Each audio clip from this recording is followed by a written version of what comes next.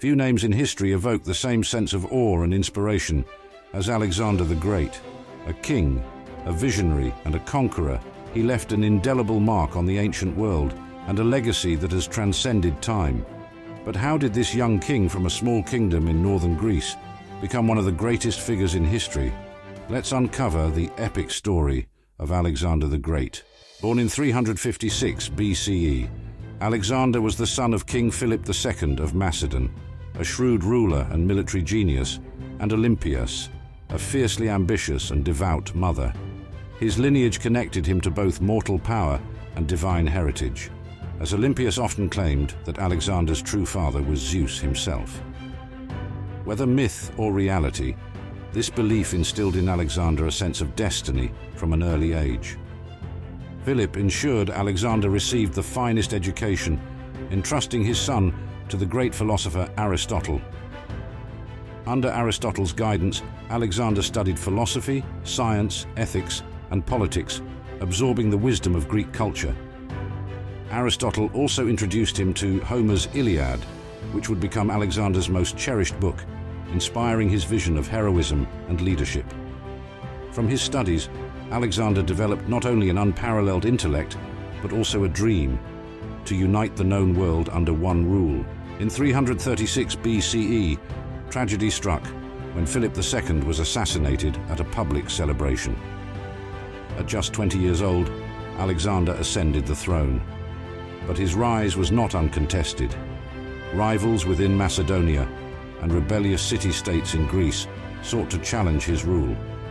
Alexander acted swiftly and decisively, demonstrating the qualities that would define his reign. One of his first acts as king was to quell uprisings in Thebes, Athens, and other city-states. At Thebes, he set an example. After a brutal siege, he razed the city to the ground, sparing only temples and the house of the poet Pindar. The message was clear. Alexander would tolerate no dissent. With Greece firmly under his control, Alexander turned his attention to a grander ambition, the conquest of the Persian Empire. In 334 BCE, he crossed the Hellespont into Asia Minor, leading an army of 40,000 soldiers, a coalition of Macedonians and Greeks. His campaign began with a symbolic act, visiting the ancient city of Troy and paying homage to Achilles, his hero. Alexander's first major test came at the Battle of Granicus. Facing a formidable Persian force, he demonstrated his hallmark bravery by leading a cavalry charge that turned the tide of battle. This victory secured Asia Minor and marked the beginning of his unstoppable march across the Persian Empire. In 333 BCE, Alexander faced the full might of the Persian king Darius III at the Battle of Issus. Though vastly outnumbered, Alexander's tactical genius prevailed. He struck directly at Darius, causing the Persian king to flee the battlefield, a humiliating defeat that shook the empire to its core. From Issus, Alexander turned his attention to the coastal cities. At Tyre, a heavily fortified island city, he conducted one of the most remarkable sieges in military history, building a causeway to reach the city. After 7 months, Tyre fell, and Alexander's control over the eastern Mediterranean was solidified. Alexander entered Egypt in 332 BCE, where he was welcomed as a liberator from Persian rule. Declared a pharaoh, he founded the city of Alexandria at the mouth of the Nile. Alexandria would become a hub of culture, commerce, and learning, embodying Alexander's vision of blending Greek and local cultures into a new, unified world. At the Oracle of Siwa, Alexander was proclaimed the son of Zeus Ammon, further cementing his belief in his divine mission.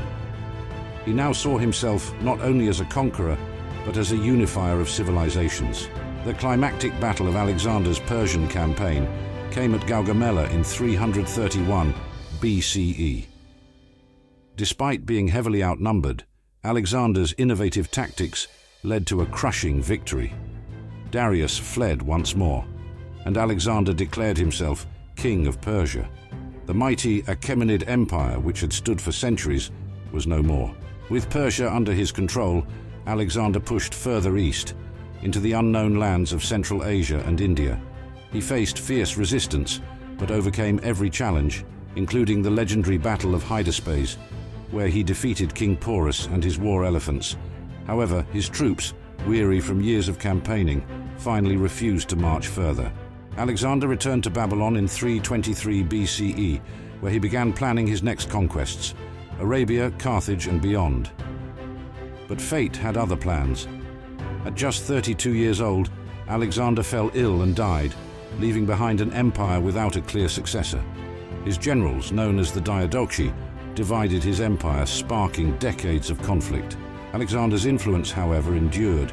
His cities, most notably Alexandria, became centers of trade and learning.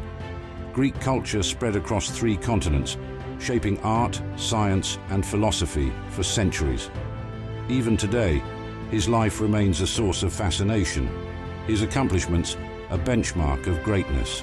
Alexander the Great was more than a conqueror. He was a visionary who sought to unite the known world under one banner. Though his empire fragmented, his dream of cultural fusion and unity echoes across history. What lessons can we draw from his story today? Let us know in the comments below. Enjoyed this deep dive into history? Hit that like button, subscribe, and ring the bell for more epic stories of the past. Thanks for watching, and we'll see you next time.